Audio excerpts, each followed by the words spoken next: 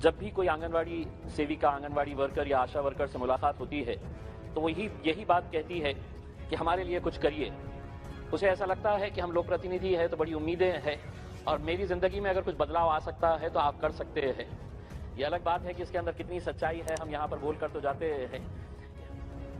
आंगनवाड़ी आशा workers 1975 के अंदर उस वक्त की प्रधानमंत्री इंदिरा गांधी के दौर में ये शुरू हुई थी। 38 स्कीम्स इसके जरिए चलाए जाते थे और उस वक्त जब ये स्कीम शुरू हुई थी तो एक आंगनवाड़ी सेविका को महज 225 रुपये ऑनोरेरियम के तौर के ऊपर 1975 के अंदर दिए जाते थे। करीब करीब हम 50 साल आ गए हैं।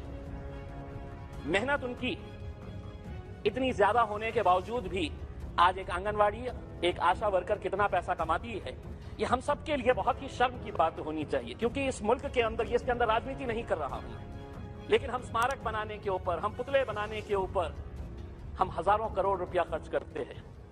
ये जो आंगनवाड़ी सेविकाएं हैं, ये क्या काम कर रही है? 2020 के अंदर एक स्टोरी आई थी महाराष्ट्र के एक आंगनवाड़ी वर्कर की, जिसने सबको हिलाकर रख दिया था कि उस आंगनवाड़ी वर्कर जो महिला थी, उसकी तड़प ऐसी थी कि वो नंदुरबार से एक गांव को पहुंचने के लिए खुद कश्ती में बैठती थी। 18 किलोमीटर खुद वो सफर करती थी। आज भी उसका वीडियो यूट्यूब के अंदर आपको देखने को मिलेगा। 18 किलोमीटर वो पानी के अंदर खुद कश्ती चलाते हुए जाती थी ताकि वहां पर उस गांव के दूसरे किनारे पे जो ट्राइबल के बच्चे हैं, उनकी देखभाल, उनको अंडे पहुंचाने का, उनको दूध पहुंचाने का, उनकी माताओं की हालत देखने का, वो बच्चे पढ़ रहे हैं कि नहीं ये देखने का। सोचिए उसका जज्बा कैसा होगा। और उसे मिलता क्या है, उसके बदले के अंदर उसे हासिल क्या हो रहा है। आज आंगनवाड़ी वर्कर्स की अगर हम पगार अगर हम देखेंगे, जो सैलरी देखेंगे, हम तो सांसद हैं, अपनी पगार बढ़ाना है तो हम एक झटके के अंदर बढ़ा सकते हैं और हजारों रुपये से बढ़ा सकते हैं। इनकी सैलरीज क्या है? मैं मेरे महाराष्ट्र के हद तक की बात करता हूं। आंगनवाड़ी वर्कर को कितना पैसा दिया जाता है?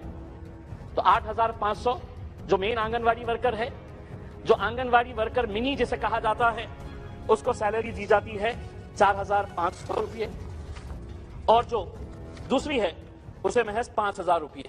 तो आंगनवाड़ी वर्कर्स की अगर हम सैलरी देखेंगे तो वो 4,500 रुपये से 8,000 रुपये।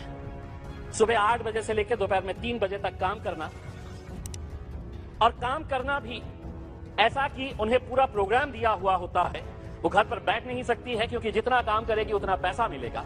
अब मेरा ये कहना है, अगर यही महिला अगर मजदूरी करने निकलती है, अगर बांधकाम के ऊपर जाकर वो सिर्फ मिट्टी उठाने का काम करती है, वो ईंटें यहां से वहां पहुंचाने का अगर काम करती है, तो उसे कम से कम रोज के 400 रुपये से 600 रुपये मिलते हैं। यानी कि महीना उसे 12,000 रुपये से लेकर 16,000 रुपये उसकी कमाई हो सकती है।